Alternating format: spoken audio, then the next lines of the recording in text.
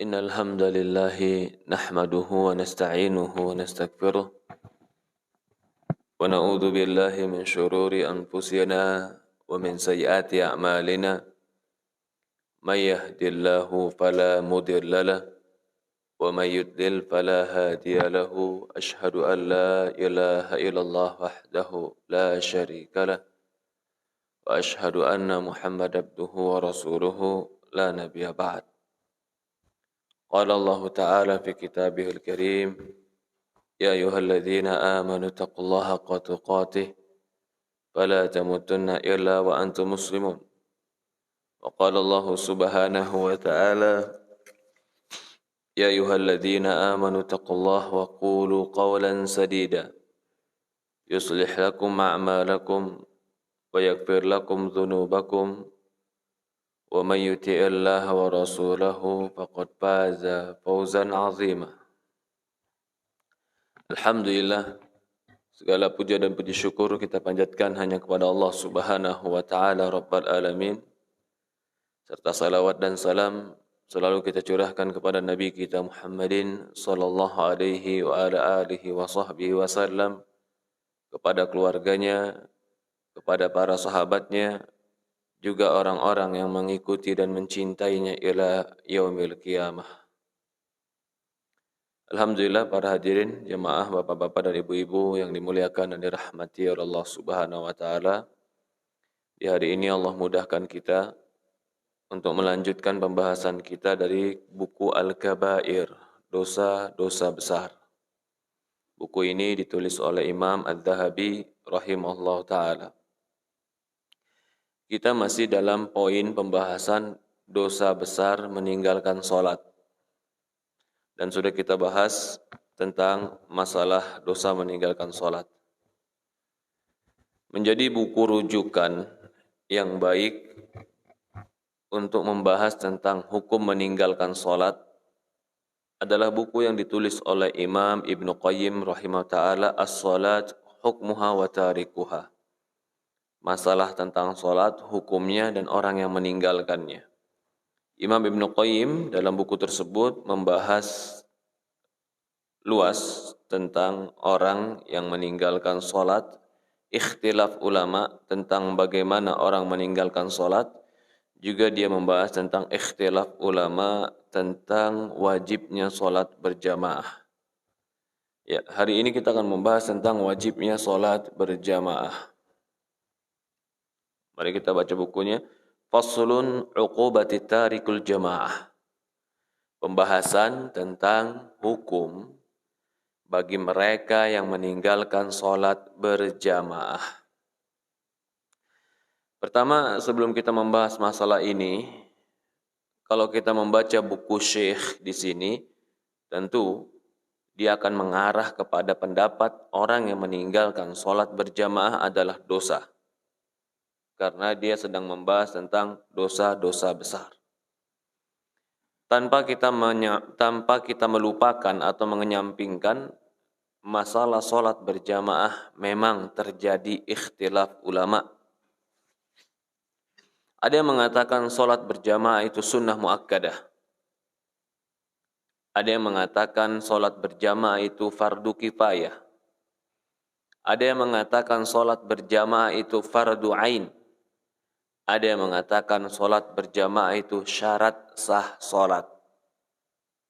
Jadi 4 pendapat ini ada di dalam masalah sholat berjamaah. Dan ini semua kata para ulama ini adalah khilaf wal mu'tabar. Khilaf yang diakui di tengah kaum muslimin dan di tengah Ahlussunnah wal Jamaah. Tapi mana pendapat yang benar, ini yang kita bahas di hari ini. Fi uqubati tariki sholati fi jamaah ma qudrah. Hukuman bagi mereka yang meninggalkan sholat berjamaah padahal mereka mampu untuk melakukan sholat berjamaah. Di antara dalil-dalilnya, hukuman bagi mereka yang meninggalkan sholat berjamaah padahal mereka mampu untuk melakukannya adalah firman Allah Subhanahu wa taala, "Yauma yuksafu an saqi wa yud'auna ila sujudi fala yastati'un." ketika di hari itu mereka diajak untuk sujud kepada Allah, fala yastati'un. Mereka enggak mampu sujud ketika itu. Khasyi'atan absaruhum tarhaquhum dhillah. Pandangan mereka ketika itu takut, diiringi dengan kerendahan dan kehinaan. Wa qad kanu yud'auna ila sujudi wa hum salimun. Dan ketika mereka dahulu diajak sujud kepada Allah, mereka enggak mau, padahal mereka dalam keadaan sehat. Ini surat Al-Qalam ayat 42 dan ayat 43. Di dalam ayat 42 dan 43 ini, Allah Subhanahu wa taala memberikan gambaran di hari kiamat nanti mereka disuruh sujud dan mereka enggak mampu sujud. Apa sebabnya mereka tidak mampu sujud? Karena ketika mereka di dunia diajak untuk sujud kepada Allah, mereka tidak mau. Bahkan mereka di dunia ketika diajak sujud kepada Allah, wahum salimun, dalam keadaan sehat, mereka enggak mau sujud kepada Allah. Maka di yaumul qiyamah, Allah berikan kepada mereka hukuman. Mereka tidak akan mampu sujud kepada Allah Subhanahu wa taala dan mereka akan dimasukkan ke dalam neraka oleh Allah Subhanahu wa taala. Ini kejadian pada hari kiamat. Yang ketika itu mereka diliputi dengan kerendahan dan kehinaan. Ketika mereka di dunia diajak untuk sujud, berkata Imam At-Taimi, yakni ketika mereka di dunia yud'auna. Perhatikan ayatnya ini, surat Al-Qalam 42. Ketika mereka yud'auna, didakwahkan, diajak. Kapan itu diajak untuk sholat? Kapan mereka diajak untuk sujud? Jawabannya ketika mereka dengar azan. Ketika mereka dengar azan, mereka enggak mau datang ke masjid. Ini penafsiran para ulama. Karena ajakan untuk sujud itu adalah ajakan azan dan iqamat. Maka orang yang ketika mendengar azan dan dia tidak mau datang ke masjid, maka seolah-olah mereka tidak mau diajak untuk sujud. Berkata Sa'id bin Musayyib. Sa'id bin Musayyib ini salah satu ulama dari tabi'in menafsirkan. Kata Sa'id bin Musayyib, dahulu mereka mendengar azan hayya 'alas shalah hayya 'alal falah wa la yujibuna wa hum ashihau salimun. Mereka ketika itu dengar azan, marilah salat dan marilah menuju kemenangan, dan mereka tidak memenuhi panggilan tersebut padahal mereka dalam keadaan sehat dan mereka dalam keadaan salimun, tidak ada gangguan. Berkata Ka'ab bin Ahbar. Ka'ab bin Ahbar berkata, wallahi ma nazalat hadil ayah illa fil ladina takhallafu anil jamaah. Berkata Ka'ab bin Ahbar. Ka'ab bin Ahbar ini salah satu himyari. Dia masuk Islam setelah wafatnya Rasulullah SAW. Dan dia dikatakan termasuk salah satu ulama. Berkata Ka'ab bin Ahbar,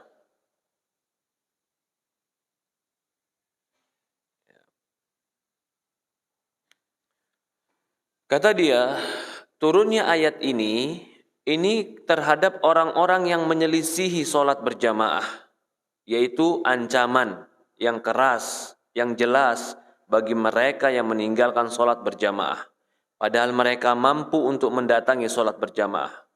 Ini dalil yang pertama. Surat apa tadi? Surat Al-Qalam ayat 42 dan 43. Sisi pendalilannya apa? Yauma yud'auna. Di hari itu mereka diajak untuk sujud kepada Allah, mereka enggak mampu. Kenapa? Karena ketika di dunia mereka diajak untuk sujud, mereka enggak mau padahal mereka sehat. Kapan ajakan untuk sujud ini? Penafsiran Sa'id bin Musayyib dan para ulama yang lain, ini ajakannya ketika hayya 'alas shalah, hayya 'alal falah, yaitu ketika mendengar azan. Berarti ayat ini ancaman bagi mereka yang mendengar azan lalu mereka tidak mau datang ke masjid padahal mereka sehat.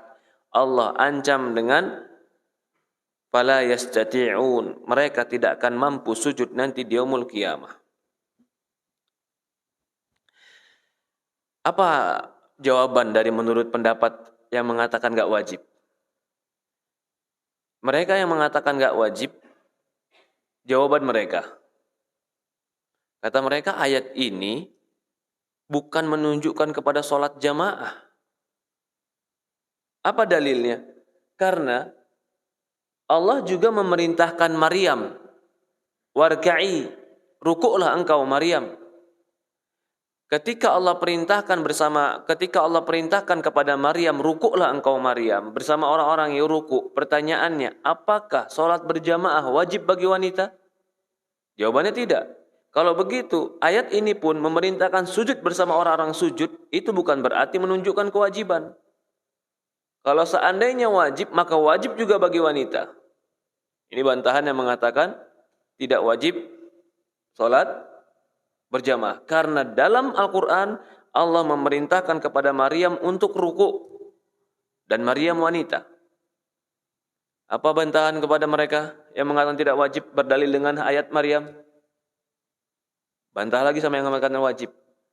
Siapa bilang sholat berjamaah dan sholat di tempat ibadah itu enggak wajib bagi Maryam? Maryam itu orang tuanya telah menazar. Inni nazartu, aku telah bernazar Maryam ini agar beribadah kepadamu. Maka ketika Allah perintahkan Maryam untuk sujud, maka sholat bersama orang-orang yang sholat bagi Maryam wajib. Tapi tidak wajib bagi wanita yang lain. Karena Maryam memang dari bayi atau dari kecil sudah dinazarkan bapaknya untuk ibadah kepada Allah. Jadi pendalilan mereka yang mengatakan perintah kepada Maryam itu tidak wajib, kita katakan perintah kepada Maryam tetap menunjukkan wajib. Tapi wajibnya khusus bagi Maryam, tidak bagi wanita yang lain. Kenapa dikhususkan untuk Maryam? Karena Maryam telah dinazarkan oleh orang tuanya untuk beribadah kepada Allah. Jadi ini dialog di antara yang mengatakan wajib dan tidak mengatakan wajib. Ya. Nah, di sini ada dalil lain. Kita sebutkan di sini dalil-dalil yang mengatakan wajib dan mengatakan tidak wajib. Dalil lain yang mengatakan wajib.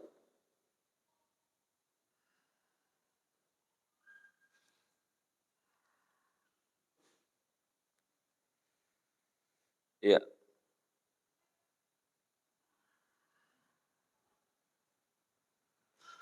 Sebelumnya, ulama yang mengatakan wajib sholat berjamaah adalah Atha, juga dari Imam Ahmad bin Hanbal, dari Auza'i. Juga ini pendapat sebagian dari pendapat Syafi'i di dalam kitab Mukhtasar Al-Muzani. Ya, bahkan berkata Imam Syafi'i, ini perhatikan ini karena sebanyak orang berdalil bahwasannya sholat berjamaah itu sunnah muakkadah berpendapat dengan Imam Syafi'i. Imam Al-Muzani bermadzhab Syafi'i menukilkan perkataan Imam Syafi'i. Berkata Imam Syafi'i, ammal jamaah, adapun sholat berjamaah, fala urakhis fi tarkiha illa min uzur. Aku tidak memberikan dispensasi bagi mereka yang meninggalkannya kecuali memiliki uzur. Ini perkataan Imam Syafi'i yang dinukilkan oleh Imam Al-Muzani dalam kitab Mukhtasar Al-Muzani, itu bermadzhab Syafi'i. Ya. Di antara dalil yang kedua yang menunjukkan wajib sholat berjamaah adalah hadis Ibnu Maktum, Ibnu Ummil Maktum, seorang yang buta. Dia berkata, ya Rasulullah, inna baini wa bainal masjid nakhlan wa syajaran. Ya Rasulullah, di antara aku dan masjid banyak pepohonan. Fahal yas'ani atau yasi'uni an usalliya fi baiti? Bolehkah aku sholat di rumahku ya Rasulullah? Maka Rasulullah mengatakan kepada dia, tasma'al iqamah, apakah engkau mendengar iqamat? Dia katakan, na'am, iya ya Rasulullah. Fa'atiha, maka datangilah. Ini dalil yang kedua. Bagi mereka yang mengatakan sholat berjamaah itu adalah wajib. Ya.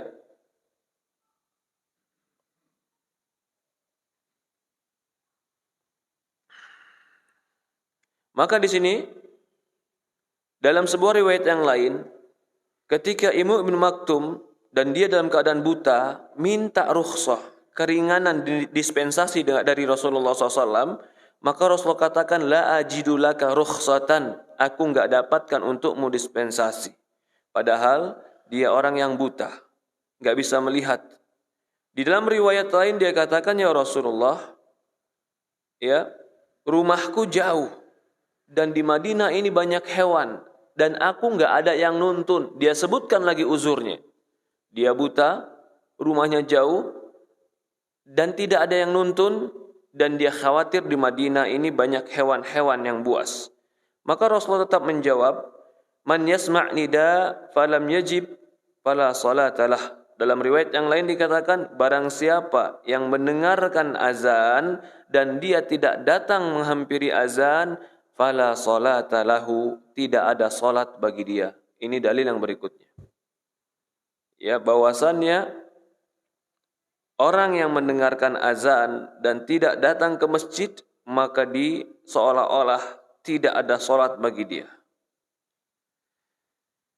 Maka Imam Syafi'i menyebutkan azan dengan salat. Kata Imam Syafi'i, Allah menyebutkan azan dengan salat. Idza nadaitumu illa salat, jika kalian dipanggil untuk salat. Artinya salat itu berarti ketika dipanggil untuk azan. Pendapat Hanafiyah dan Malikiyah, mereka mengatakan sunnah muakkadah. Ini ya, saya nukilkan perkataan Ibnu Qayyim. Kata Ibnu Qayyim, Al-Hanafiyah dan Malikiyah berkata, salat berjamaah itu adalah sunnah muakkadah, sunnah yang ditekankan. Walakinnahum yu'thimuna tarikus sunan muakkadah. Akan tetapi mereka menganggap berdosa bagi mereka yang meninggalkan salat atau meninggalkan sunnah muakkadah, walaupun mereka menganggap sah salatnya. Coba ini Pak, ini garis bawah juga. Ibnu Qayyim ingin menekankan, siapa yang berpendapat bahwasannya salat berjamaah itu sunnah muakkadah? Imam Malikiyah dan Hanafiyah. Bahkan Imam Syafi'i dalam sebuah riwayat lain dikatakan dia pun berpendapat sunnah muakkadah. Tapi kita sudah tukilkan tadi perkataan Imam Syafi'i, aku enggak mendapatkan dispensasi bagi mereka yang meninggalkan sholat berjamaah kecuali mereka yang punya uzur. Apakah lafadz ini menunjukkan sunnah muakkadah ataukah lafadz ini menunjukkan wajib fatwanya Imam Syafi'i? Wajib. Sekarang contoh lain. Abu Hanifah dan Imam Malik atau Hanafiyah mengatakan, mereka menganggap berdosa bagi mereka yang meninggalkan sholat atau meninggalkan sunnah muakkadah, tetapi sah sholatnya. Sekarang, kalau dia berpendapat berdosa meninggalkannya, berarti sunnah muakkadah atau wajib? Wajib. Maka Ibnu Qayyim mengambil kesimpulan di sini. Al-khilaf bainahum wa baina man qala anna wajibah lafdi. Maka perselisihan antara orang yang mengatakan sunnah muakkadah dan wajib sholat berjamaah ini cuman khilaf lafad. Tapi hakikatnya enggak khilaf. Yang mengatakan wajib kalau meninggalkan sholat berjamaah tanpa uzur maka berdosa. Ya tidak? Yang mengatakan sunnah muakkadah kalau enggak punya uzur dan dia tidak punya alasan meninggalkan sholat berjamaah, maka Imam Syafi'i mengatakan enggak ada dispensasi. Hanafiyah dan Malikiyah mengatakan dia dosa. Berarti ini yang namanya khilaful lafdi. Lafadznya aja khilaf, hakikatnya enggak berkhilaf. Bahwasannya sama-sama berpendapat tidak boleh meninggalkan sholat berjamaah bagi mereka yang tidak memiliki uzur. Ya, ini Ini dikatakan oleh Imam Ibnu Qayyim rahimahullah. Juga dalil hadis yang berikutnya menunjukkan bahwasannya wajibnya salat berjamaah. Rasulullah mengatakan, laqad hamamtu an amura bis salat fatuqam. Sungguh aku ingin sekali memerintahkan orang lain untuk salat, maka tegakkanlah salat. Tsumma amuru rajulan ya'ummunun nas. Kemudian aku memerintahkan orang untuk menjadi imam, fa antaliq ma'i bi rijali ma'ahum hazmun. Aku pergi bersama sekelompok orang membawa ikatan kayu bakar ke rumah orang-orang yang tidak salat berjamaah. Fa uharriku buyutahum alaihim bin nar. Aku akan bakar rumah mereka yang tidak salat berjamaah. Kata Syekh di sini, tidak mungkin Rasulullah mengancam dengan bakar rumah mereka kecuali ini perkara wajib. Maka ketika Rasulullah SAW mengancam ingin membakar rumah mereka, ini menunjukkan wajib. Jelas tidak ini pendalilannya? Tapi dijawab sama mereka yang mengatakan gak wajib. Yang pertama, jawaban mereka mengatakan gak wajib. Kata mereka, yang pertama, ini hukuman membakar rumah Rasulullah nggak pernah melakukannya. Berarti itu cuma keinginan dan bukan kenyataan. Kalau bukan kenyataan berarti tidak pernah terjadi. Yang pertama. Yang kedua kata mereka, ini sebenarnya adalah sholat Jumat bukan sholat jamaah. Yang ketiga kata mereka, ya, ini sebelum datang larangan atau sebelum datang hukuman yang ketika itu tidak boleh menghukum dengan harta. Jadi intinya hukum ini telah mansukh. Dulu boleh menghukum dengan harta, tapi sekarang tidak boleh lagi menghukum dengan harta. Ini tiga alasan bagi mereka yang mengatakan gak wajib untuk menafsirkan hadis ini. Ya. Apa jawabannya? Yang keempat kata mereka. Ini dalil yang keempat, yang dari dalil hadis ini juga bahwasannya nggak wajib sholat berjamaah. Apa dalilnya? Rasulullah SAW ingin memerintahkan orang sholat berjamaah. Lalu pertanyaannya, Rasulullah mau pergi kemana? Mau bawa kayu bakar. Kemana pergi bawa kayu bakar? Ke rumah orang-orang yang nggak sholat berjamaah. Pertanyaannya, kalau Rasulullah pergi ke rumah orang nggak sholat berjamaah, ketika itu Rasulullah berjamaah tidak? Hah? Kan dia katakan orang jadikan imam. Lalu dia pergi ke rumah-rumah yang gak sholat berjamaah, dia bakar. Pertanyaannya, dia sholat jamaah atau tidak? Itu dalil bagi mereka mengatakan gak wajib sholat berjamaah. Karena Rasulullah sendiri gak pergi sholat. Dijawab. Ini jawaban, ini empat alasan mereka. Jawaban pertama, Rasulullah gak pernah melakukan karena rumah itu bukan hanya punya laki-laki. Dalam rumah ada perempuan dan ada anak kecil. Kalau seandainya rumah dibakar, dosa apa anak perempuan dan anak kecil? Sehingga mereka dapat hukuman tersebut. Yang kedua, kalau dikatakan ini sholat Jumat saja, dalam lafaz jelas jamaah. Bukan Jum'ah. Jum'ah dengan jamaah memang mirip. Tapi dua-duanya datang lafaznya. Ada Jum'ah dan ada jamaah. Kalau dikatakan ini mansukh, karena sudah tidak ada dalam Islam hukuman dengan harta. Kita katakan ada. Bukankah ada bayar kafarah puasa? Bayar dengan harta. Maka ada hukuman dengan harta. Yang keempat, kata mereka, ini kalau seandainya wajib, Rasulullah SAW nggak mungkin pergi keliling. Ketika dia keliling berarti dia nggak jamaah. Berarti menunjukkan nggak wajib jamaah. Dijawab. Terkadang meninggalkan jamaah, ya, untuk memastikan. Sekarang kalau Rasulullah SAW ingin memastikan orang tidak sholat jamaah, kapan itu waktu paling tepat? Ya ketika jamaah ditegakkan. Ketika jamaah sudah selesai baru dia datang ke rumah orang-orang, tidak akan ada bukti yang jelas. Jadi di sini Rasulullah SAW sholatnya atau memerintahkan orang sholat ingin membuktikan dengan jelas. Dan ini menunjukkan menjatuhkan hukuman harus dengan bukti, bukan sangkaan. Ini jawaban bagi mereka yang mengatakan wajib. Ya. Kemudian, ya, dalam sebuah riwayat, ini juga tadi kita bacakan hadis riwayat ketika Allah Subhanahu wa taala perintahkan salat takut. Salat dalam keadaan perang.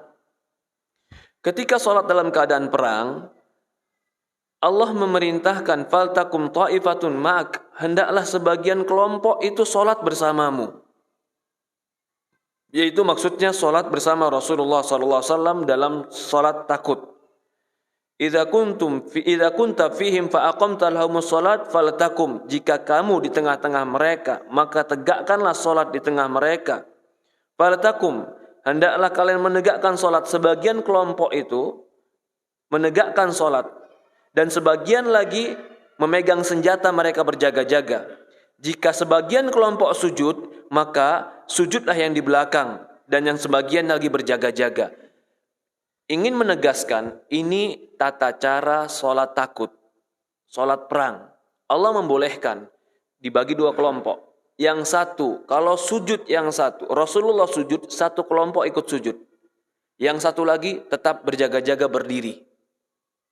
Nanti, kalau yang ini sudah berdiri, yang sujud pertama sudah berdiri, yang kedua yang belum sujud tadi, sujud dulu.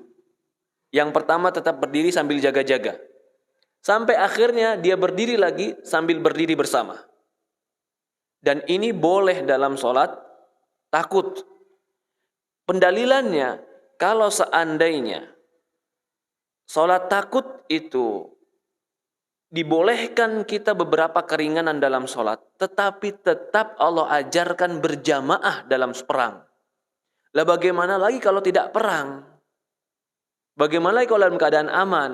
Kalau dalam keadaan perang saja tetap diperintahkan jamaah oleh Allah. Faltakum, hendaklah sebagian kalian ya tetap bersama salat berjamaah. Di sini dikatakan lagi, fi sahih Muslim anna rajulun a'ma atan Nabi sallallahu alaihi wasallam faqala ya Rasulullah. Ini hadis yang kita baca tadi, ya Rasulullah, aku enggak ada orang yang menuntun aku ke masjid.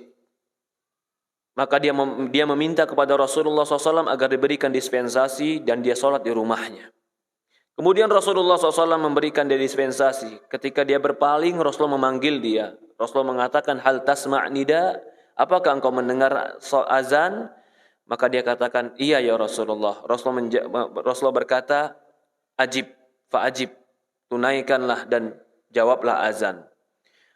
Dalam riwayat Abu Daud, Abdullah bin Ummul Maktum, dia datang ke Nabi dan berkata, ya Rasulullah, di Madinah ini banyak hawam wasiba', banyak hewan. Wa ana dharir, aku ini buta dan rumahku jauh. Enggak ada yang bisa menuntun aku. Apakah boleh aku sholat di rumahku? Maka Rasulullah katakan, apakah engkau mendengar azan? Dia katakan, iya. Fa'ajib fa inni la ajiduka rukhsah. Maka jawablah azan, aku enggak mendapatkan untuk dirimu ini dispensasi.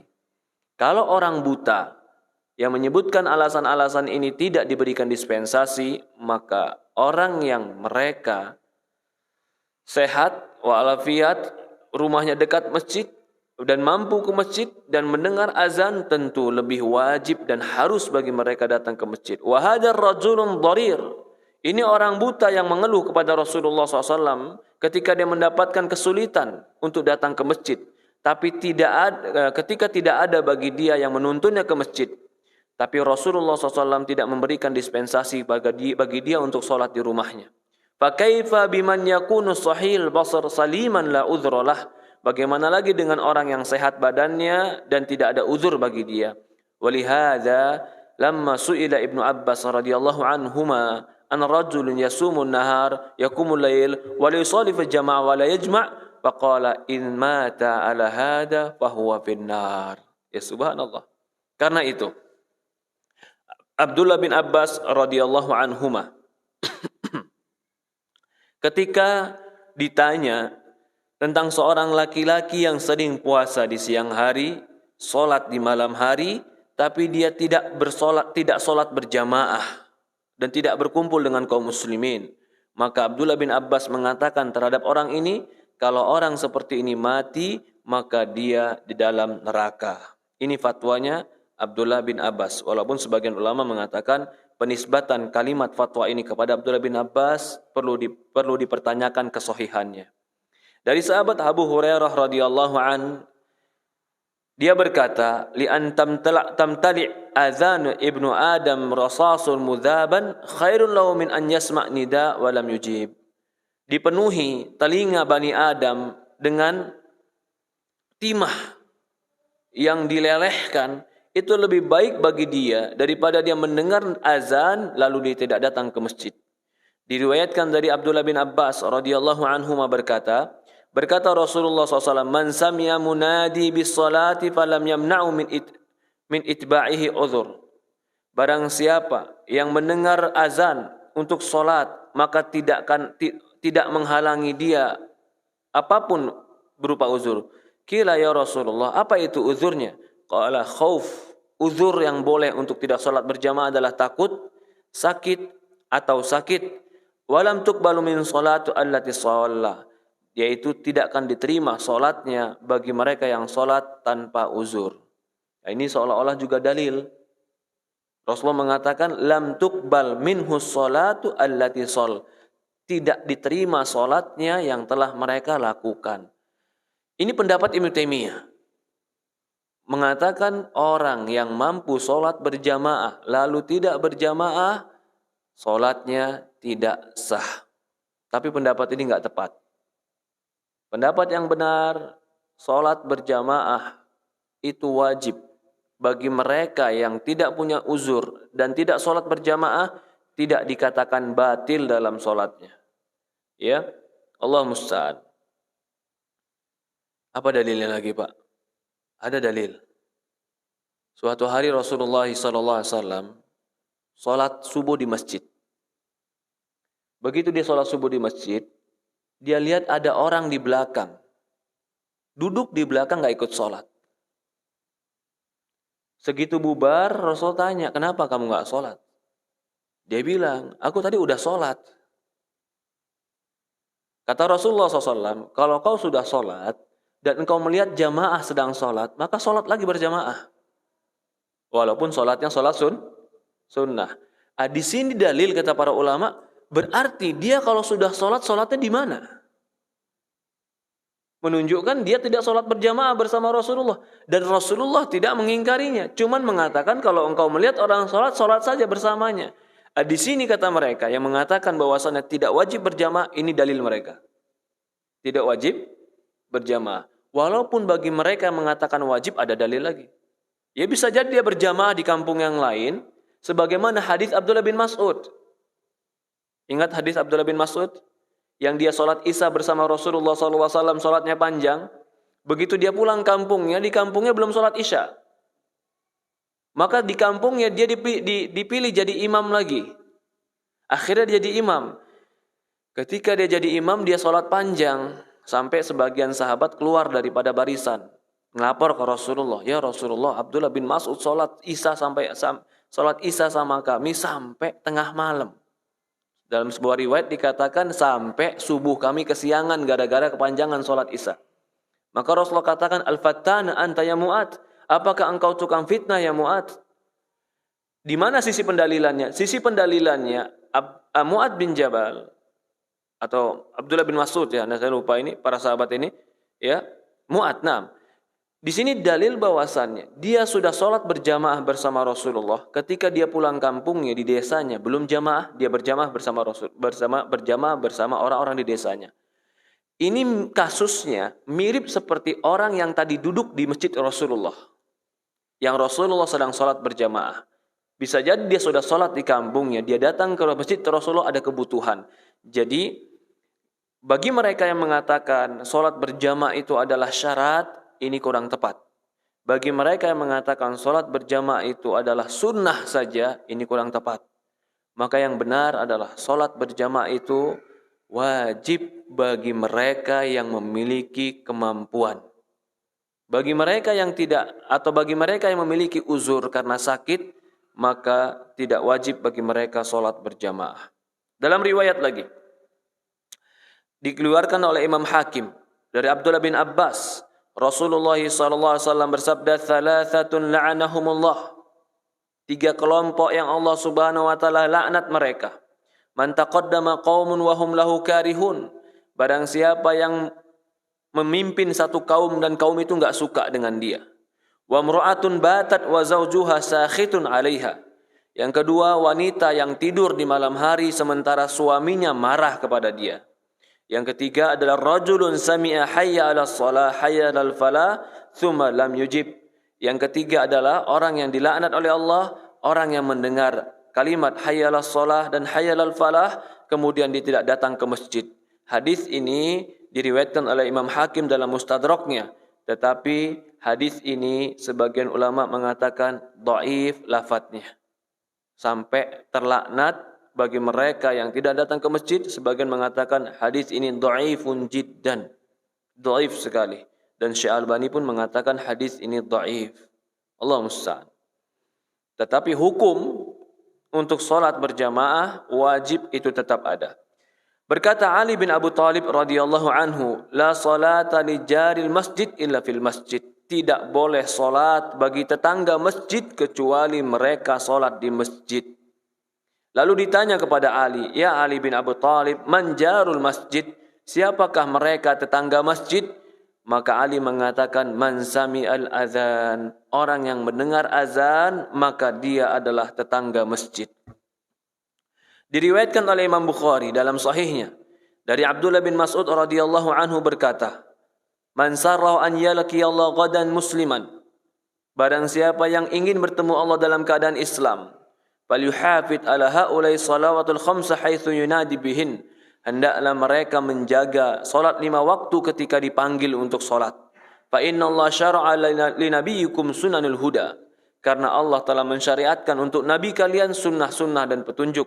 Fa inna hunna min sunnatil huda. Salat 5 waktu di masjid ini termasuk sunnanil huda, petunjuk. Walau annakum salaitum fi buyutikum kama yusallu hada mukhtalif fi buyutihi lam tatrukumus sunnatin nabiyyukum. La taraktukum sunnatun nabiyyukum. Kalau seandainya kalian salat di rumah-rumah kalian sebagaimana orang-orang yang menyelisih salat, maka kalian telah meninggalkan sunnah nabi kalian, yaitu jalan nabi kalian. Walau taraktum sunnatun nabiyyukum, kalau seandainya kalian meninggalkan sunnah para nabi, la dhalaltum, kalian akan tersesat. Laqad ra'aituna, sungguh aku telah melihat. Wa may takhallaf anha illa munafik. Tidak ada yang menyelisih salat berjamaah di zaman para sahabat kecuali munafik, ma'lumun nifaq. Kecuali orang munafik yang jelas-jelas munafiknya, atau marid, orang sakit. Laqad kana ar-rajulu yu'tabi wa yuhadi baina rajulaini hatta yuqamu fi shaff. Bahkan dahulu di zaman para sahabat, seorang sampai dibopong dan dia didudukkan dalam saf. Au hatta yaji'a ilal masjid li ajli salatil jamaah. Hanya untuk agar dia bisa hadir pada salat berjamaah. Ini perkataan Abdullah bin Mas'ud diriwayatkan oleh Imam Bukhari dalam sahihnya. Jelas-jelas Abdullah bin Mas'ud mengatakan salat berjamaah di masjid ini adalah sunnah Nabi kalian. Barang siapa yang meninggalkan sunnah Nabi, maka aku khawatir dia akan masuk dan dia akan jatuh dalam kesesatan. Bahkan dia katakan, tidak ada satu amalan pun yang kami menganggapnya munafik yang jelas kecuali mereka yang meninggalkan salat berjamaah. Berkata Rabi bin Khaitham, wa qad saqata shaqqahu fil falij wa kana yakhruju ila salati yatawakka ala rajulain yuqalu lahu ya Aba Muhammad qad rakhasa laka an tusalli fi baitika anta ma'dzur. Ketika itu Rabi bin Khaitham dia sangat sulit jalan ke masjid, tapi dia pergi juga untuk ke masjid sampai dia harus yatawakka, seperti menopang kedua kakinya untuk berjalan. Maka dikatakan kepada dia, wahai Rabi, wahai Aba Muhammad, engkau telah mendapatkan dispensasi keringanan agar engkau salat di rumahmu karena engkau dapat uzur. Maka dia jawab, kama huwa taqul lakin asma'u muadzin. Maka dia menjawab, akan tetapi aku mendengar azan, hayalas shalah hayalal falah, man istata'a an yujibahu walau zakhfan aw habwan falyaf'al. Barang siapa yang mampu mendatangi masjid walaupun dia harus merangkak, maka datangilah masjid. Ini perkataan Rabi bin Khaitham. Berkata Hatim al-Asam, Fatatni marra salatul jamaah fa'azani Abu Ishaq al-Bukhari wahdah. Suatu hari terluput dariku salat berjamaah. Maka Abu Ishaq al-Bukhari datang kepadaku. Walau mata li waladun la'azzani akthar min 10,000 insan. Lianna musibatud din inda nas ahwan min musibatid dunya. Wa kana ba'du salaf yaqul ma fata ahadan salatul jamaah illa bi dzanbin asabahu. Ya, dikatakan di sini, kalau seandainya mati bagiku seorang anak, maka akan banyak orang-orang yang datang takziah kepadaku. Tetapi musibah agama ini di sisi manusia lebih ringan daripada musibah dunia. Maksudnya, ketika dia nggak sholat jamaah, yang datang takziah cuma satu. Tapi kalau ketika ada yang meninggal, yang datang takziah banyak, seolah-olah kalau ada yang meninggal itu lebih berat daripada orang tidak sholat berjamaah. Maka kata dia di sini, musibah dalam agama itu di sisi manusia lebih ringan daripada musibah dunia. Padahal musibah dalam agama itu lebih berat daripada musibah dunia. Dan ini harus menjadi salah satu prinsip kita. Karena agama kita, iman kita, itu modal kita ketemu Allah. Allahumma la taj'al musibatana fi dinina. Rasulullah SAW berdoa, ya Allah, jangan kau jadikan musibah kami pada agama kami. Orang terkadang ketika terjadi musibah pada anaknya, pada penyakit, pada hartanya, pada usahanya, dia sedih, dia khawatir, dia cemas. Boleh saja, itu manusiawi, kesedihan itu manusiawi. Tapi ketika agamanya yang terkena musibah, imannya yang terkena musibah, dia biasa saja. Padahal Rasulullah berdoa, ya Allah, jangan kau jadikan musibah kami pada agama kami. Termasuk orang yang bergampang-gampangan meninggalkan kewajiban, meremehkan ibadah. Ini musibah. Ketika dia takut terlambat dalam kerjaannya, tapi dia nggak takut terlambat dalam sholatnya, ini musibah. Ketika dia khawatir buka tokonya terlambat sehingga zabun, para konsumennya pergi dan kabur, tapi dia nggak takut ketika dia kesiangan atau sengaja bangun subuhnya di waktu yang siang. Kata para ulama, ini musibah dalam perkara agama. Bahkan para salaf mengatakan, ma fata ahadan as-salatul jamaah illa bidzanbin asabahu. Tidaklah seorang meninggalkan sholat berjamaah itu disebabkan dosa yang telah dia lakukan. Artinya, dosa itu akan menyebabkan seorang berat melakukan ibadah. Dan sehingga dia malas untuk melakukan ibadah. Maka dosa akan melahirkan dosa-dosa berikutnya. Dan taubat akan meringankan dan mensucikan hati. Ketika hati suci dan ringan, dia akan mudah melakukan ibadah. Berkata Abdullah bin Umar, kharaja Umar yawman ila ha'id, lau faraja wa qad shala an-nas al-'asr. Faqala Umar, inna lillahi wa inna ilaihi raji'un. Fatatni salatul 'asr fi jama'ah wa ashhidukum anna ha'iti ala masakin sadaqah liyakuna kafarah lima sana Umar radhiyallahu an. Ya subhanallah. Berkata Abdullah bin Umar radhiyallahu an, suatu hari Umar pergi ke kebunnya. Lalu dia pulang dari kebunnya, dia terlambat sholat asar. Sampai Umar mengatakan, inna lillahi wa inna ilaihi raji'un. Dia mengucapkan istirja. Kata Umar, telah lewat bagiku sholat asar berjamaah. Maka aku persaksikan terhadap kalian, kebunku ini kusedekahkan buat fakir miskin. Sebagai kafarah untuk menebus dosaku yang telah meninggalkan sholat berjamaah. Ya subhanallah. Ini perbuatan Umar bin Khattab radhiyallahu an. Wa yakunu iktina bi huduri salati isya wal fajr asyad. Terlebih lagi memperhatikan hadirnya salat isya dan salat subuh itu harus lebih diperhatikan lagi. Karena Nabi Muhammad sallallahu alaihi wasallam bersabda, "Inna hataini salataini athqal salatu 'alal munafikin." Karena dua solat ini, solat subuh dan solat fajar, ini adalah solat yang paling berat dilakukan oleh orang-orang munafik. Karena ketika subuh nggak ada yang ngelihat, mati lampu, nggak ketahuan kalau dia nggak ke masjid. Begitu bubar juga masih gelap. Begitu juga sholat isya. Sholat isya sholat yang gelap. Nggak kelihatan kalau dia nggak sholat subuh. Maka orang munafik mengambil kesempatan ini. Ketika subuh dan isya dia nggak ke masjid. Selain memang ketika itu mereka tertidur, mereka bersembunyi di kegelapan agar tidak terlihat bahwasannya mereka tidak ke masjid. Apa kata Rasulullah? Walau ya'lamuna ma fihima min ajr la atauhuma walau habwa. Kata Rasulullah SAW, kalau seandainya mereka tahu tentang pahala yang ada pada dua solat tersebut, mereka akan mendatangi solat tersebut walau dalam keadaan merangkak. Berkata Abdullah bin Umar, kunna idza takhallafa minna al-insanu fi salatul isya was subuh fil jamaah asa'na bihi dhann an yakuna qad nafaq. Ya subhanallah. Berkata Abdullah bin Umar radhiyallahu an, dahulu kami para sahabat, jika ada orang yang enggak hadir pada salat isya dan salat subuh berjamaah, maka ketika itu kami sudah menganggap suudzon kepada dia. Jangan-jangan dia termasuk orang munafik. Kalau seandainya sholat isya dan sholat subuh berjamaah itu sunnah, nggak mungkin itu menjadi qarinah dan tanda orang itu munafik. Di zaman para sahabat radhiyallahu an, menjadi sebuah sinyal orang tersebut munafik atau tidak, lihatlah sholat subuh dan isyanya. Kalau sholat subuh dan isyanya dia sering tidak sholat berjamaah, itu sebuah sinyal yang menandakan bahwasannya dia munafik. Berarti sholat berjamaah itu wajib. Sholat berjamaah itu wajib bagi laki-laki. Allah musta'an.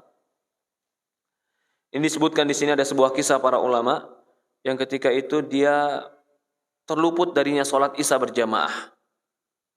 Tapi kisah ini tentu nggak bisa dijadikan dalil juga. Ketika dia sholat isya terluput jamaah, dia datang ke masjid, jamaah di masjid sudah bubar. Maka kata dia, ketika itu aku ada tamu, maka aku tersibukkan dengan tamuku dan terlewati bagiku sholat isya berjamaah. Begitu aku sampai masjid, aku sudah mendapatkan orang-orang sholat isya berjamaah dan sudah bubar. Maka aku mendengar hadis Rasulullah SAW, sesungguhnya sholat berjamaah itu lebih utama daripada sholat sendiri sebanyak 70 derajat. Maka aku ketika itu sholat isya 72, maka ketika itu aku sholat isya 27 kali. Untuk mengejar ketinggalanku sholat berjamaah. Sampai akhirnya aku tertidur. Ketika aku tertidur, aku bermimpi. Aku menaiki seekor kuda. Dan ada orang-orang pula yang menaiki seekor kuda. Aku ingin membalap mereka yang naik kuda itu, tapi aku nggak bisa membalap mereka. Sampai akhirnya aku berkata kepada mereka, kenapa aku nggak bisa membalap kalian? Mereka menjawab, karena kami sholat berjamaah ketika isya, kamu sholat sendiri ketika isya. Sholat berjamaah ketika isya itu akan lebih tinggi derajatnya, 27 derajat daripada orang yang sholat sendirian. Nah, ini cerita, bolehkah? Atau cerita yang dikisahkan seolah-olah ada orang yang terluput sholat isya berjamaah sehingga dia melakukan sholat isyanya 27 kali sendirian. Tapi tentu dalam fikih ini dibahas. Boleh nggak seperti itu? Ya, tentu ini bukan sebuah contoh. Kalau kita terlambat sholat berjamaah bukan berarti kita ulang-ulang 27 kali untuk bisa mengejarnya. Itu nggak ada dalil sama sekali. Tetapi boleh kita memperbanyak sholat sunnah agar menyempurnakan sholat berjamaah kita. Allahu a'lam.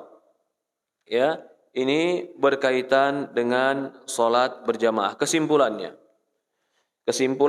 kalau kita menyimpulkan dari dalil-dalil, sholat Rasulullah SAW hampir tidak pernah meninggalkan sholat berjamaah kecuali pasti ada uzur. Dan Allah Subhanahu Wa Taala juga memerintahkan di Quran, farka'u ma'ar raki'in, rukuklah engkau bersama orang-orang yang rukuk. Bahkan Allah Subhanahu Wa Taala memerintahkan kita sholat berjamaah walaupun dalam keadaan perang. Dan Rasulullah SAW alaihi wasallam tidak memberikan rukhsah keringanan kepada mereka yang buta ketika itu untuk sholat di rumah.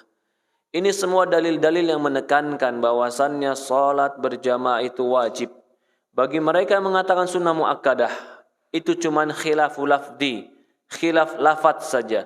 Tapi hakikatnya tetap sama, yaitu mereka berpendapat barang siapa yang tidak memiliki uzur, maka tidak ada dispensasi bagi dia untuk sholat sendirian.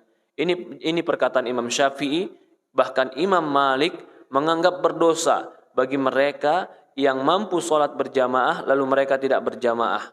Maka kalimat sunnah muakkadah, sholat berjamaah itu sunnah yang ditekankan, itu maksudnya bagi mereka yang punya uzur.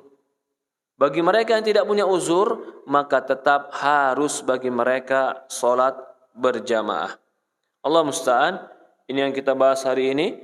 Sholat berjamaah di masjid itu harus bagi laki-laki. Kalau dia katakan bagaimana kalau saya sholat berjamaah tapi di rumah, maka sebagian ulama mengatakan tetap salah. Karena idza nudiya lis-shalat, jika kalian dipanggil untuk sholat, dipanggil berarti dengan azan, berarti sholat berjamaahnya datang ke masjid yang di sana ditegakkannya azan dan sholat berjamaah. Allah musta'an. Ya, ini yang kita bahas hari ini. Di pertemuan akan datang kita akan membahas dosa besar yang berikutnya, yaitu meninggalkan zakat. Meninggalkan zakat ini termasuk dosa besar yang akan kita bahas di pertemuan yang akan datang. Ada pertanyaan, tafadhol, dipersilakan. Silakan, Pak. Nah.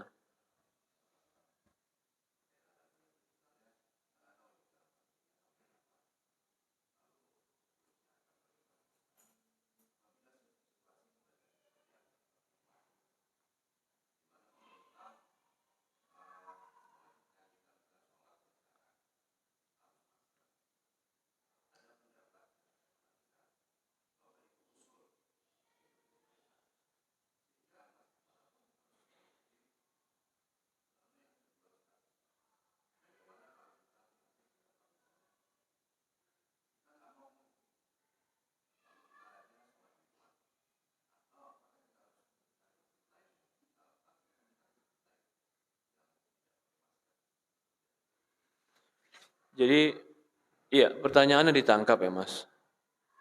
Masalah pandemi. Bagaimana sikap kita? Tentu menyikapi masalah ilmiah seperti ini, kita nggak berbicara masalah kedokterannya ya. Karena kalau berbicara masalah kedokterannya, apakah perlu bermasker, apakah perlu berjarak, apakah tidak, mereka pun sekarang pada saling ikhtilaf, ya tidak? Ada sebagian orang-orang yang, dan ini jelas, sebagian negara sudah membebaskan bahwasannya kami tidak ada lagi pandemi. Mereka membuka masker. Mereka juga sudah mengatakan tidak ada lagi PCR dan semisal dengan itu. Dan ini negara-negara maju, mereka berpendapat seperti itu.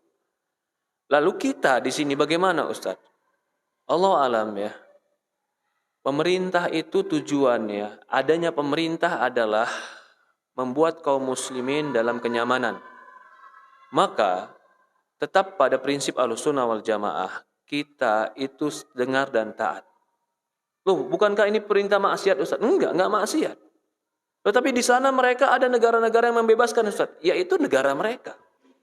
Kalau seandainya ada pemerintah yang telah memberikan keputusan, lalu rakyatnya tidak mendengarkan keputusan pemerintah, maka seolah-olah tidak ada lagi tugas pemerintah yang menjadi tanggung jawab mereka. Dan itu akan mengantarkan kepada ketidakbaikan. Kenapa harus ada lampu merah, Ustaz? Nggak ada dalilnya lampu merah. Ya betul, lampu merah nggak ada dalilnya. Cuman kalau nggak ada lampu merah, antum tabrakan, mati. Patuhkah kepada lampu merah? Patuh. Lalu kalau suatu hari pemerintah mengatakan buka maskermu, lalu kita marah-marahin orang yang nggak pakai masker, kita juga salah. Jadi masalah di sini ini masalah berkaitan dengan maslahat orang banyak. Maka maslahat orang banyak itu kembalinya kepada pemegang maslahat yang terbanyak, itu pemerintah. Kalau pemerintah mengatakan, Ustaz, jangan ada ke masjid, tutup masjid. Lalu ada masjid yang mau nutup dan dia jaga jarak. Apakah dia salah? Saya katakan dia nggak salah. Karena perkara ijtihad. Ada masjid yang mau buka juga, tetap dia rapat dan dia nggak pakai masker. Lalu ketahuan sama kecamatnya, lurahnya, kata lurahnya nggak apa-apa, biarin aja. Yang penting klaster kamu saja. Apakah dia salah juga? Ya nggak salah juga. Ya Allah alam ya. Sampai ada fatwa yang mengatakan nggak pakai masker dosa, saya juga nggak sepakat mutlak. Nggak pakai masker dosa. Apakah pemerintah memiliki hukum bagi mereka yang tidak pakai masker boleh penjara? Atau memang seperti itu, hukum sekeras itu? Contoh juga ada yang mengatakan tidak vaksin dosa. Saya terus terang saja kurang sepakat dengan fatwa ini. Kenapa? Karena pemerintah sendiri tidak mewajibkan 100% semua orang pakai vaksin. Apakah sampai hari ini pemerintah mewajibkan 100% pakai vaksin? Nggak ada. Paling tidak 80%. Lah kalau kamu mau jadi yang 20%, silahkan. Tapi hidupmu susah. Mau naik pesawat susah, mau ke mall susah, mau kemana-mana susah, mau sekolah anak susah. Ya kamu pilih hidupmu sendiri. Tapi apakah dia menjadi dosa? Kenapa kok bisa menjadi dosa? Vaksin itu bukan pengobatan, menjaga diri dari penyakit. Berobat saja ketika kita sakit kita berobat, itu ikhtilaf ulama. Ya, intinya di sini kita tidak perlu para ikhwah, nggak perlu saling menjatuhkan dalam masalah ini. Saya rasa itu bukan kebijakan. Kalau kita mau berjamaah jaga jarak, fadol silahkan, nggak berdosa bagi dia. Kenapa? Bahkan jumhur ulama berpendapat kalau nggak ada wabah saja sholat renggang boleh. Pendapat siapa itu? Jumhur ulama. Apakah pendapat jumhur ulama sesat? Siapa yang berani menyesatkan pendapat jumhur ulama? Kita berpendapat wajib merapatkan barisan. Betul. Apakah wajib ini mutlak selamanya? Kalau ada tiang, tiba-tiba kita sholat di barisan ada tiang, dosa sholat kita? Di Masjid Nabawi berapa banyak tiang-tiangnya? Di Masjidil Haram berapa banyak tiang-tiangnya? Kalau tiang saja bisa memisahkan kita, bagaimana lagi kalau sampai terjadi kekhawatiran, kecemasan? Artinya, saya menganggap dan saya mengharap kepada para ikhwah, siapapun itu, nggak perlu kita saling menjatuhkan dalam masalah ini. Yang mau pakai masker, silahkan dia pakai masker. Yang mau sholat berjamaah, silahkan sholat berjamaah. Tapi, kalau sampai sekarang ada yang tidak Jumatan, saya mau tanya, ini fatwanya siapa? Kalau sampai hari ini nggak Jumatan juga fatwanya siapa? MUI sudah mengatakan Jumatan. Jangan sampai kita juga takutnya berlebihan. Tapi kalau dia berpendapat, oh berjarak Ustadz, tetap pakai masker Ustadz. Oke. Para ilmuwan juga mengatakan itu. Sebagian fatwa-fatwa ulama mengatakan itu. Kita juga harus mengakui itu. Tapi kalau sampai dia katakan, saya nggak mau Jumatan, saya nggak mau jamaah. Sekarang fatwanya siapa yang dipakai ini? Dan ini lucu ya sebenarnya ketika ada orang-orang yang tetap nggak Jumatan, tapi kalau dia ke kantor naik kereta dempet-dempetan. Sebenarnya lucu. Sebenarnya lucu. Kalau dia bilang, enggak Ustadz, kalau ke kantor itu wajib. Emang kamu Jumatan enggak wajib? Ya, enggak bisa. Jadi menurut saya, bagaimana dengan orang yang tidak seperti ini? Maka kita tetap, karena memang ikhtilaf ulama. Ikhtilaf ulama dalam masalah ini. Kalau kita mau bawa fatwa-fatwa ulama yang mengatakan jaga barisan, pergi ke masjid, akan kita dapati fatwa-fatwanya. Kalau kita mau bawa fatwa ulama mengatakan jaga jarak dan kamu jaga dirimu, akan dapat fatwanya. Dua-duanya fatwa para ulama Ahlussunnah wal Jamaah.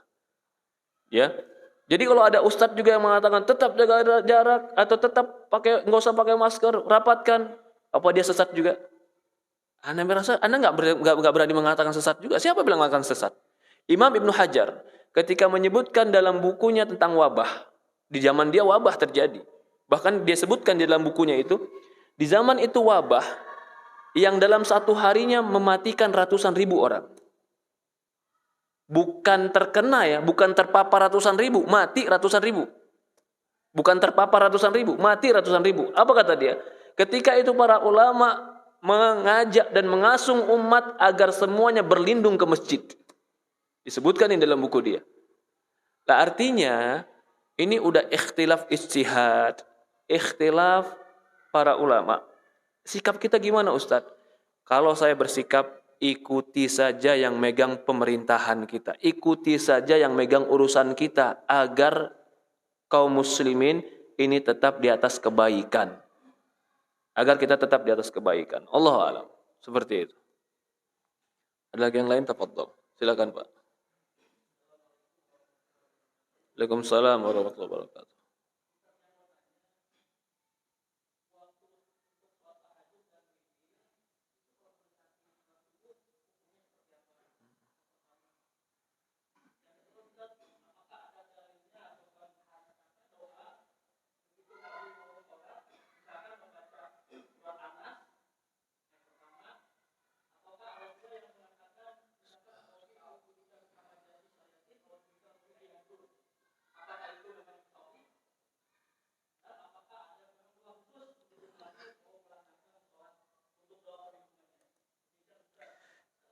Assalamualaikum. Salat witir sebelum subuh itu dibolehkan. Dan salat tahajud sebelum subuh itu dibolehkan. Dan itu termasuk salat sepertiga malam terakhir. Sepertiga malam terakhir itu di waktu mulai jam 1 malam sampai dekat subuh, itu sepertiga malam terakhir. Dan Rasulullah mengatakan dalam sebuah hadis, yanzilu rabbuna ila sama'id dunya fi thuluthul lailil akhirah. Allah turun ke langit dunia di sepertiga malam terakhir dan mengatakan, barang siapa yang berdoa kepadaku, aku akan kabulkan. Barang siapa yang mohon ampun padaku, aku akan ampuni.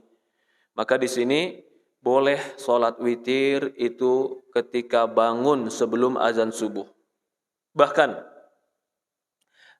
kita tahu di sebagian daerah ada azan pertama, ya tidak Pak? Di Bogor masih ada nggak Pak? Belum ya? Saya minggu kemarin, beberapa minggu yang lalu ke Tasikmalaya Pak.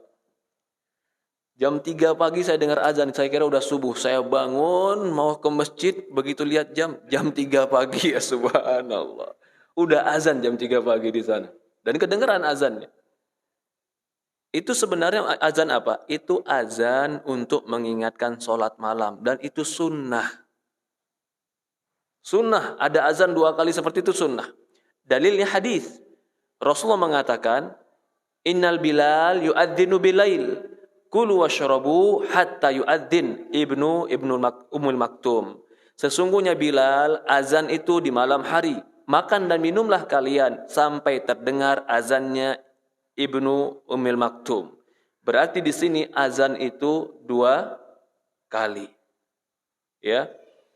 Jadi azan maksud saya di sini, loh azan 2 kali yang pertama buat apa Ustaz? Yaitu untuk mengingatkan sholat malam. Berarti sholat malam kita, sholat tahajud kita, witir kita itu mendekati subuh, itu termasuk sunnah. Maka sholat witir itu boleh dikerjakan sebelum tidur, ba'da isya, atau tengah malam, atau sebelum subuh. Semuanya boleh dilakukan. Tapi kalau ditanya yang paling afdol tahajud Ustaz, maka yang paling afdol tahajud itu adalah tidur dulu, kemudian bangun malam, kemudian tidur lagi, kemudian sholat subuh. Itu yang paling afdol. Karena dikatakan tahajud itu secara istilah berarti dia bangun dari tidurnya untuk melakukan sholat. Jadi dia tidur dulu baru dia bangun. Pertanyaan kedua, kalau dalam sholat sebelum takbiratul ihram membaca Qul a'udzu birabbin nas atau membaca a'udzubillah min hamazatis syayatin. Sebenarnya kalau kita melihat kepada apa yang dilakukan ini sebenarnya menginginkan agar sholatnya nggak diganggu syaitan. Betul tidak? Maksudnya seperti itu. Karena ini kan doa-doa minta perlindungan dari was-wasnya syaitan. Dan memang kita perlu dalam sholat itu minta perlindungan agar tidak diganggu syaitan. Pertanyaannya, bagaimana cara Rasulullah SAW meminta perlindungan dalam sholat agar tidak diganggu syaitan? Maka jawabannya, yang saya pahami, para ulama menjelaskan, meminta perlindungan kepada Allah dari gangguan syaitan itu setelah doa iftitah atau istiftah. Allahu Akbar, baca istiftah, Allahumma bait baini, barulah a'udzubillah. Baik yang dibacakan tadi, a'udzubillah minasyaitonir rajim atau a'udzubillah min hamazati syayatin, itu boleh. Adapun membaca qul a'udzu birabbin nas dan a'udzubillahnya sebelum takbir, maka ini sebenarnya tidak datang hadis-hadis Rasulullah SAW. Apalagi meyakini itu kewajiban, harus baca qul a'udzu birabbin nas. Kalau itu mengatakan wajib dan meyakini itu harus dilakukan, keyakinan butuh dalil. Kalau nggak ada dalilnya, maka nggak bisa menjadi sebuah keyakinan dan amalan. Ya, yang saya pahami tidak ada dalil untuk membaca Qul A'udzu birabbin nas, tetapi ada dalil kita memohon kepada Allah, meminta perlindungan agar sholat kita tidak diganggu syaitan. Dan tempatnya adalah setelah membaca doa iftitah sebelum membaca surat Al-Fatihah. Allah a'lam. Ada lagi yang lain? Tafadhol. Silakan, Pak. Jazakallah khair. Allah barik fiik.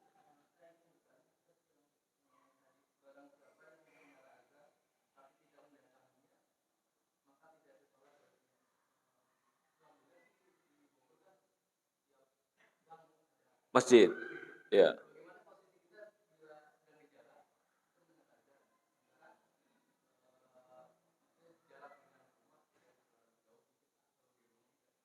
Ya. Apakah ya, ketika kita dengar azan, apakah masjid yang kita dengar itu harus kita datangi ataukah tetap masjid yang lain yang tetap di sana ada jamaah? Allah alam. Di sini yang penting adalah engkau mendatangi masjid Allah Subhanahu wa taala. Yang di sana engkau bisa menegakkan jamaah. Contoh dalam perjalanan mau pulang rumah sudah azan. Tapi yakin, masjid di rumah pun kita akan dapatkan sholat jamaah. Maka di situ boleh bagi dia tetap sholat di masjid di rumahnya. Karena yang menjadi poin adalah sholat berjamaah di masjid. Bukan berarti harus di masjid yang dia dengar azannya. Allah alam. Ya, karena bisa jadi juga. Karena zaman sekarang ini teknologi menyebabkan kita terkadang mendengar azan-azan yang jauh. Jadi tetap boleh sholat di rumah atau di masjid yang dekat rumah kita. Allah alam. Selama kita meyakini kita mendapatkan sholat berjamaah di sana. Ya, ada yang lain? Tafadhol, Pak. Silahkan, Pak. Waalaikumsalam warahmatullahi wabarakatuh. Jazakallah.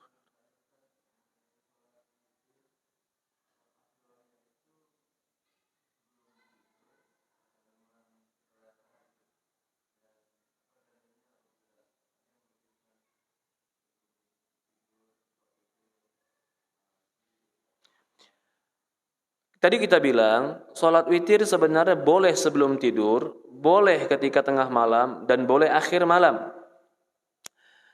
Mana dalil menunjukkan bahwasannya boleh sebelum tidur? Banyak hadisnya. Di antaranya hadis Bukhari Muslim dari sahabat Abi Hurairah radhiyallahu an, dia berkata, "Ausini khalili an utira qabla an anam." Kekasihku Rasulullah sallallahu alaihi wasallam mewasiatkan kepadaku agar aku salat witir sebelum aku tidur. Ini hadis Bukhari Muslim. Menunjukkan bolehnya witir sebelum tidur. Tetapi bagaimana afdolnya? Ada hadis yang lain Rasulullah mengatakan, "Ij'alu akhir salatukum bil-laili witra." Jadikanlah akhir salat kalian di malam hari itu witir. Jadi, kalau kita dikatakan afdolnya Allah alam, tetap lakukan witir di akhir salat malam kita. Jadi kalau kita malam yakin saya bangun tahajud, maka lebih baik witirnya kita belakangkan karena kita yakin kita akan bangun tahajud. Tapi kalau kita merasa letih, khawatir nggak terbangun nanti malam, kita witir duluan, boleh. Lalu malam kita tetap bangun. Bagaimana Ustadz? Lakukan solat-solat genap dan jangan lakukan witir 2 kali. Karena di dalam sebuah hadis dikatakan, la witrana fil lail. Tidak boleh ada 2 witir dalam satu malam. Karena witir itu ganjil. Ganjil jika dilakukan 2 kali maka akan menjadi genap. Maka Rasulullah melarang melakukan witir 2 kali. Seperti itu. Jadi hadisnya, ij'alu akhir salatukum bilaili witra. Jadikan salat kalian terakhir pada malam hari itu adalah witir. Itu yang paling afdol. Bukan berarti tidak boleh, karena hadis Abu Hurairah mengatakan, wasiatkan kepadaku Rasulullah agar aku witir sebelum aku tidur. Allahu a'lam. Silakan, Pak. Assalamualaikum.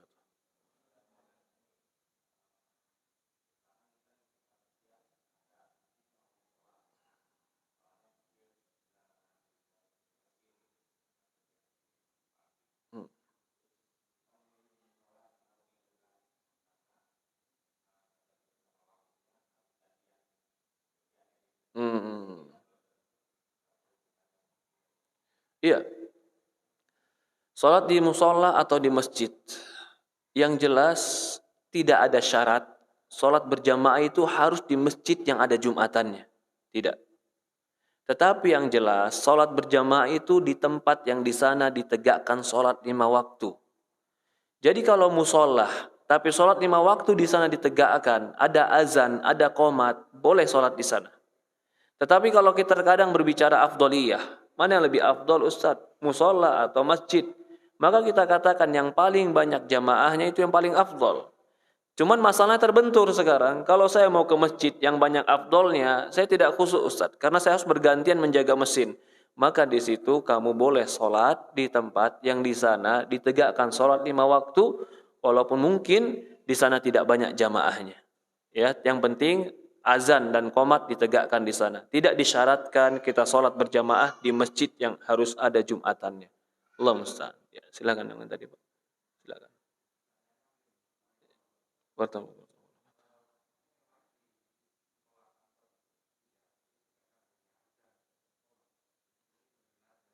Hmm.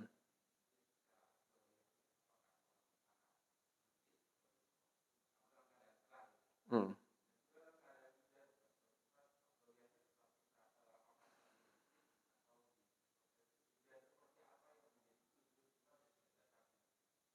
Oke. Pertama, kalau memang di kantor kita ada musola, sudah tegakkan saja azan dan tegakkan iqamah. Bahkan sebagian ulama berpendapat wajib menegakkan iqamat. Lah berarti harus dengan speaker yang keras Ustaz? Ya enggak juga. Hanya kita-kita yang mendengar, sekitar kita yang mendengar cukup azannya. Enggak perlu pakai speaker yang keras. Setelah itu sholat sunnah, setelah itu kita tegakkan qomat. Itu sudah dikatakan selama tempatnya disiapkan untuk sholat berjamaah. Lalu ditegakkannya azan, ditegakkannya qomat. Walaupun tidak ada Jumatan, maka di situ tetap dikatakan boleh berjamaah. Ya, selama memang tempat itu disiapkan untuk sholat.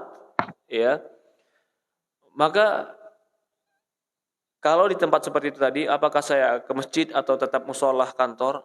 Saya katakan tadi apa? Lebih baik di musolah kantornya ditegakkannya apa? Azan dan qomat. Ya, azan dan qomat nggak disyaratkan azan dan qomat itu harus pakai mikrofon yang besar. Paling tidak qomat agar ditegakkannya sholat berjamaah. Kalau dia bisa berjamaah, kalau dia bisa ke masjid, sebagaimana kita katakan tadi, semakin banyak jamaahnya, maka semakin afdol bagi dia sholatnya. Ya. Lalu pertanyaannya kalau hujan, Ustaz. Hujan yang bagaimana yang menyebabkan seorang itu diberikan uzur? Yang pertama, hujan itu ada 2 dispensasi bagi kita ketika hujan. Yang pertama dispensasinya adalah untuk boleh tidak sholat berjamaah. Bahkan disunnahkan ketika azan, hujan yang besar, disunnahkan muadzin untuk mengucapkan sallu fi buyutikum. Sunnah ini. Di akhir salat, di akhir azan, dia mengatakan sallu fi buyutikum. Dalam sebuah riwayat dikatakan setelah mengucapkan hayyalas shalah, dia selipkan sallu fi buyutikum. Salatlah kalian di rumah-rumah kalian. Dalam riwayat lain dikatakan sallu fi rihalikum. Salatlah kalian di tempat-tempat kalian. Jadi salat ketika hujan itu boleh di rumah. Ini dispensasi yang pertama. Yang kedua, boleh menjamak tetapi tidak mengqasar. Menjamak salat pernah dilakukan. Abdullah bin Abbas pernah mengatakan Rasulullah SAW dahulu pernah menjamak salat bukan karena safar dan bukan karena hujan. Berarti hujan itu sebab salah satu bolehnya menjamak salat. Lalu bagaimana yang dikatakan hujan? Maka para ulama mengatakan, dan ini yang saya ingat adalah pendapat Syafi'i, hujan yang dimaksud adalah hujan jika engkau ke masjid maka pakaianmu basah dengan hujan tersebut. Kalau dia jawab, Ustadz, bagaimana kalau saya pakai mantel dan saya pakai payung sehingga saya nggak kebasahan? Jawabannya, bukan karena kamu mampu menghindar dari hujan, tapi rukhsah ini terjadi karena adanya hujan. Rumahnya Rasulullah SAW itu di samping masjid. Jendela Aisyah itu langsung ke masjid. Kalau seandainya hujan, Rasulullah bisa saja langsung lompat ke masjid tanpa kena hujan. Tapi tetap Rasulullah SAW mencontohkan kepada para sahabat bolehnya dan diberikan keringanan untuk sholat di rumah. Mana yang afdol? Sholat di rumah atau sholat di masjid ketika hujan? Maka ini pun terjadi perselisihan. Sebagian berpendapat Allah cinta. Kalau ada rukhsahnya diambil, maka mengambil rukhsah dari Allah itu berarti mengambil kemurahan Allah. Allah cinta kepada hamba-hambanya yang mengambil kemurahan dari Allah Subhanahu wa taala. Jadi kalau ditanya bagaimana batasan hujannya, adalah hujan yang membasahi pakaian. Allah musta'an. Ya. Silakan Pak. Hujan.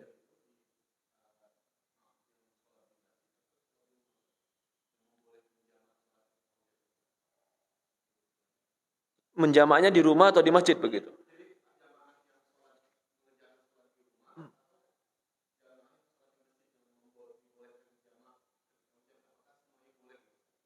Iya. Tadi kita bilang bahwasannya ketika hujan, dua keringanan yang boleh kita dapati. Yang pertama, boleh sholat di rumah. Yang kedua, boleh sholat berjamaah. Bagi siapa sholat berjamaah? Bagi mereka yang mau sholat di rumah juga boleh. Karena ini keringanan bagi mereka yang mendapati hujan. Berarti baik di rumah atau mereka di masjid, itu boleh menjamak sholat. Ya, karena situasi hujan. Allahu a'lam. Ya. Kita cukupkan sampai di sini. Ayo satu lagi silakan Pak, sampai jam 8.